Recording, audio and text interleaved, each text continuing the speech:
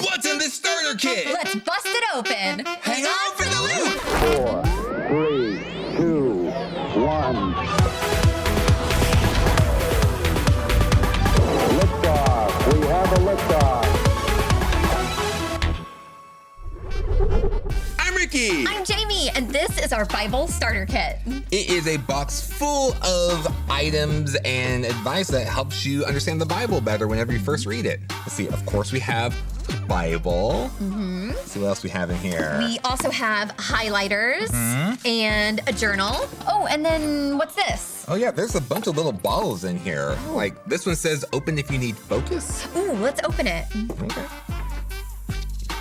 Oh, okay. Ooh, neat. This says, don't say, what will we eat, or what will we drink, or what will we wear?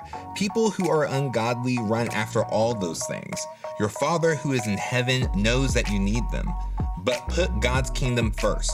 Do what he wants you to do. Then all those things will also be given to you. That's from the book of Matthew in chapter 6, verse 31 through 33. That's Jesus talking, right? Yeah. Very cool. The Bible has a lot to say about the things that we're going through. Yeah, and I love how this kit has so many tools to help you not just understand the Bible, but also apply it because, let's be honest, this book gets pretty overwhelming the first time that you read it. Yes, and there's even a verse about that. This one says, open if feeling overwhelmed. Read it. Let's do it. Okay. Jesus said, I have told you these things so that you can have peace because of me. In this world, you will have trouble, but be encouraged. I have won the battle over the world. John 16:33. Man, I'm already learning so much from this kit. Let's see what else we have in here.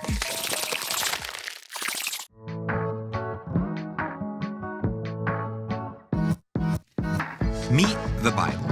If you've never picked up one or had a hard time knowing where to start, we're here to help. First things first, the Bible is a big book that is made up of 66 individual books. If you want to see a list of those 66 books, you can flip to the front of any Bible and find the table of contents. These 66 books are written in various styles. You've got poetry, confessions, stories, histories, prophecy, and wisdom. Unlike other books, you won't find a written by on the cover because it was written by many different people. All of them were inspired by God, so God gets the credit as the true author of the Bible. That's why you might hear people refer to the Bible as scripture or God's word. Beyond the table of contents, today's Bibles have some super helpful keys to help you find your way around. The Bibles of today are arranged in two parts, the Old Testament and the New Testament. To know the Bible, you need to get familiar with references.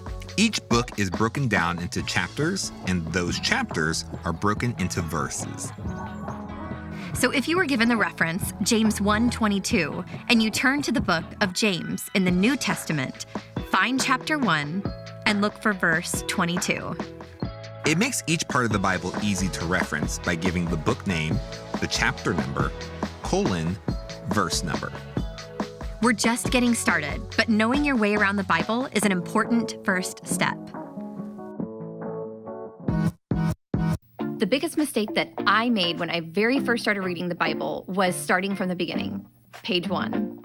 There's really great stuff in Genesis about the big story God is telling in our world, but if you're a beginner, just starting out, flip to the New Testament and start with the books of Matthew, Mark, Luke, or John. These 4 books walk you through the life of Jesus when he was here on earth. My favorite is John, but they all have different perspectives talking about the life and teachings of Jesus. And that's what this big book is all about. Kick off your daily Bible reading habits by first learning about Jesus and then going back to the beginning.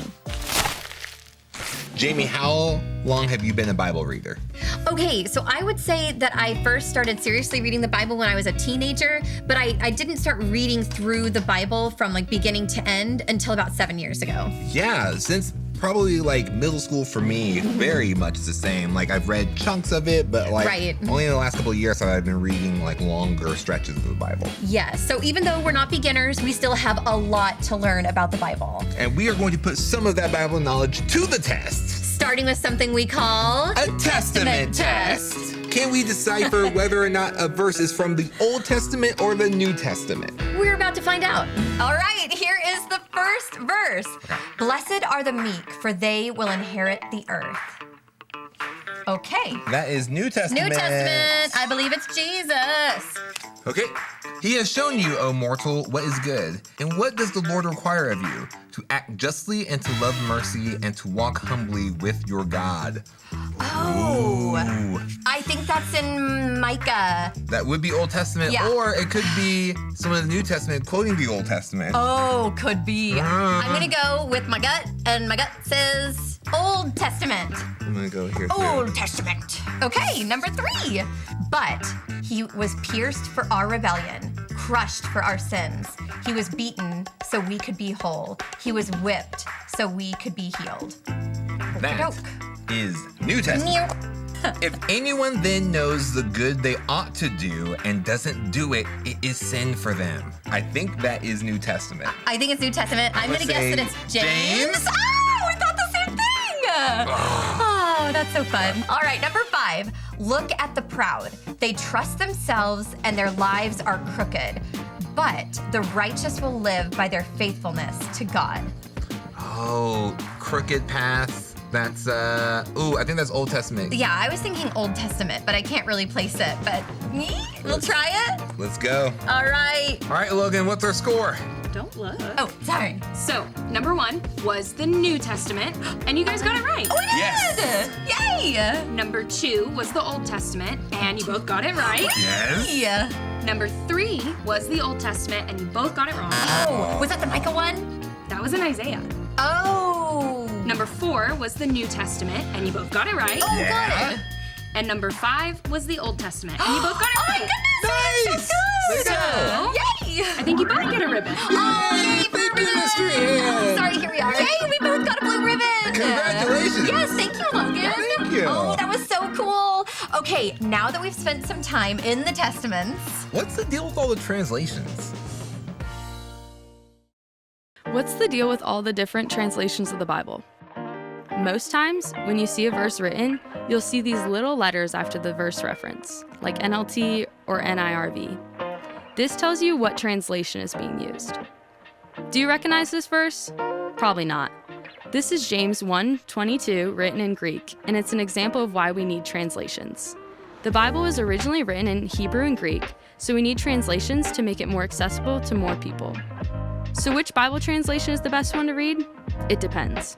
If you like a more formal translation, you might enjoy the King James Version or the ESV.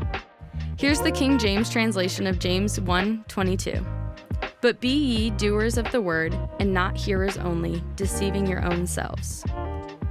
If you're looking for a version that's a little more modern, you might enjoy the NIV, NLT, or NIRV. The NIV translation of the same verse says, do not merely listen to the word and so deceive yourselves. Do what it says. Same idea, different words. Different translations help you see the same idea from different angles. God made us unique, and He's given us different ways to read His Word. Think about how you learn best.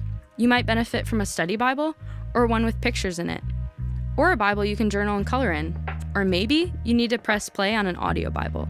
The Bible app has audio options and fonts that make reading easier for people with dyslexia. God is really good at removing anything that stands in the way of us knowing more about who He is and how He is moving. On your Bible reading journey, choose a translation and a style of the Bible that helps you learn the most about God and love the most like Jesus.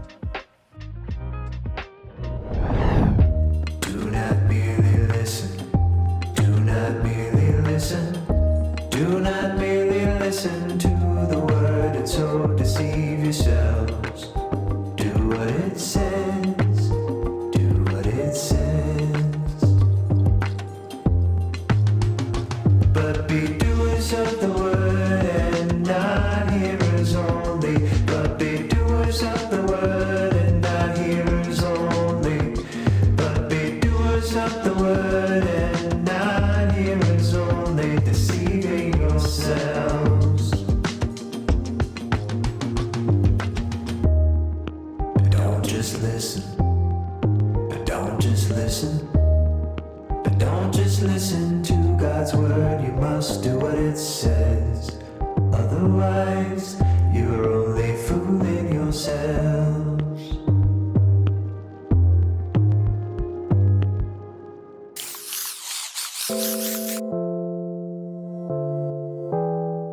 Well, my favorite translation of the Bible will have to be NIV, but I don't think you can go wrong with King James Version because that's another one I grew up with. The main reason I like NIV is because I think my generation can understand the Bible better that way.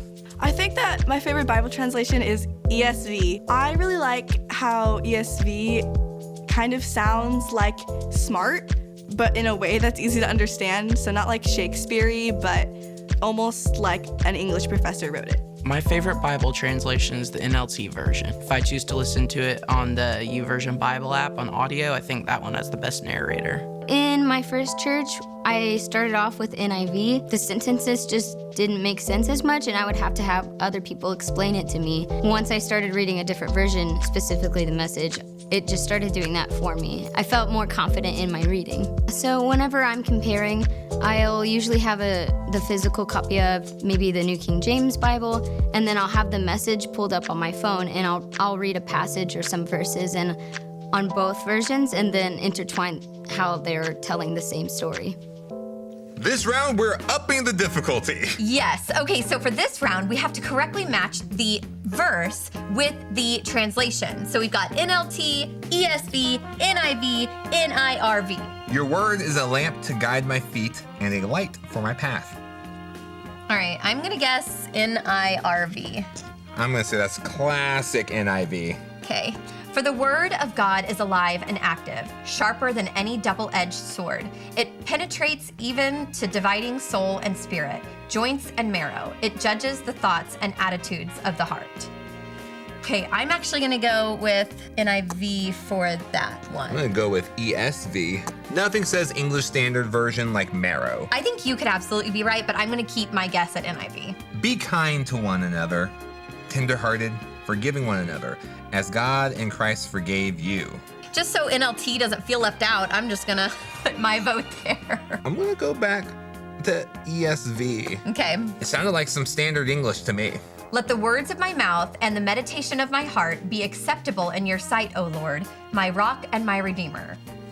All right, I'm gonna go ESV. I'm gonna go with NLT. That's some good living right there. Or New Living. New Living, that's right. Not the GLT, but the NLT. Yes. Don't let anyone look down on you because you are young. Set an example for the believers in what you say and how you live. I think we both know which one this one is. 1, 2, 3. NIV. Okay, I was actually gonna possibly go with NIRV. Oh yeah, go for it. This is the only one that we have guessed the same, so maybe I'll leave it. Bring in those scores. All right, you ready? Oh, you're here. Ready. I'm right here. Okay, so verse number 1 Yes. was NLT, and neither of you got a point. Oh. Verse number 2 was NIV. Jamie, you got a point. Oh my gosh, I can't believe I got a point. Wow. Verse number 3 was ESV. So Ricky, you got a point. Good job, Ricky. I made the board. So you guys are 1 and 1. Yes. Verse number 4 was also ESV. So Jamie, you got that one. Whoa. And the last one was NIRV. So neither of you got that one. But you were gonna guess Whoa. that. I was gonna guess that. So Jamie, you won this round. You get the ribbon. Oh my gosh, I cannot believe that I won. Congratulations. I'm serious. Thank you. I thought I wasn't gonna get any. Well, now that we know a little bit more on how the Bible is written, Let's get our next Bible reading tip. I'm sure you guys have heard from either your teachers or your parents that reading is good for you. Because newsflash, It is. It's good for your brain. reading in general is really good for your brain. But reading a specific book can be really good for your brain and your heart. I bet you guys can already guess what it is. Dun, dun, dun. The Bible. Reading the Bible is so good for you because everything that you need is in this book. Maybe some of you have already read it, you're in the process of reading it, or maybe you just haven't started it yet. Wherever you are with your Bible reading, sometimes the Bible can be kind of hard to understand. And if you just start reading it, you're probably not going to understand a lot of the things that it's saying, which is totally understandable. So here are some tips to help you read through the Bible. When you decide to read your Bible, you need to create a plan. When you create your Bible reading plan, plan, you need to pick out where and when you're going to read it. Maybe it's a cozy place in your house, maybe it's outside, and what time of day is it? Choose a place where you can be undistracted and a time where you can be uninterrupted. And staying consistent with that place and time that you're reading your Bible will help you keep your habit. Then after you choose where and when, you need to choose what. And some of you may be thinking, Kira, I don't know where to start. Do I start at the beginning? Do I start at a certain book? You can start at the very beginning in Genesis, or if you're new to following Jesus, start by reading about his life. I usually recommend that you start reading Matthew, Mark, Luke, and John. All of those books tell the story of the gospel. Or if you want to start at the beginning in Genesis, go for it. But just remember to start small and read small chunks and unpack what you're reading as well. The goal isn't how much you read, but how you connect what you read to your heart. And if you're like me, sometimes a quiet space is just too quiet. Even if it's a room with nothing in it, I can still get distracted. What I usually recommend is pick out what you're reading in the Bible and have whatever you're reading read aloud to you in the Bible app. That way you can see the words and also listen to them as well. Also, take notes about what you're reading. Maybe you have questions or something just doesn't make sense. Take those questions and those notes and research them. And if something in the Bible really speaks to you, write that down too. And the specific Bible that I have has lines in the actual Bible itself so I can take notes. And make it fun. I have a whole bunch of pens and highlighters that I like to take notes with, and get a notebook that encourages you to take more notes. Doing all of these things not only helps you read the Bible, but it also helps you understand it. And the Bible is so much more than words on a page. This book is alive, and it gives us the most clear, authentic view of the life of Jesus and what it means to follow him. It teaches us truth, it corrects us, it helps us get through when times are tough, and prepares us to participate in God's big story. And the Bible gives you a great place to start. Ribbons! Yay! We should both be really proud. Yes. Absolutely. Well done, absolutely. Jamie. Thank you. That was really hard. But that's also why we made this episode, to give you some Bible reading tips. Yeah, if you want some more tips on how to understand the Bible or live it out, stick around. And make sure you subscribe to our YouTube channel, because we've got lots of videos on there that can help you in your walk with God. When you're looking for wisdom on how to follow Jesus, reading the Bible is a great place to start. And even though we've been reading it for years, we still have a lot to learn. I don't know about you, but I'm going to use some of these tips to dig a little deeper this week. Yes, me too. How about Loopsters? You ready to dive in? Happy reading, and until next time, Enjoy the